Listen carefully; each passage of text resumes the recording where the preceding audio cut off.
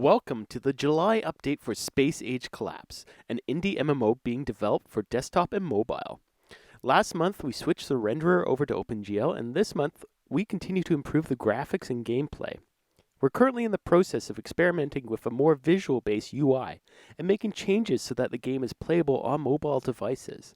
This will be achieved with a mix of on-screen buttons, modifications to the HUD, and alternative input modalities, such as touching the screen to move and rotate your ship at the same time. We've recently added Afterburners to ship movement, allowing the player a quick boost of speed at the expense of burning jump fuel. As part of the graphics overhaul, we've implemented some basic particle effects for missile collisions and ship deaths. We're still nailing down the exact visuals, as they look very much like fireworks at the moment. We don't want to sort of take a traditional Hollywood approach of big flaming explosions, but we don't want to lean too heavily into realism. If you have any suggestions, please let us know in the comments. A large part of the work this month was introducing lighting.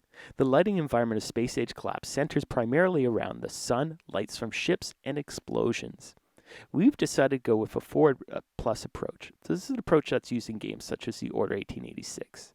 So this involves splitting up the screen into a grid and marking on the grid where each light in the scene appears. During the fragment phase, the shader uses a pixel's on-screen position to find the location in the grid, to look at the lights there, and to calculate the final lighting for that pixel.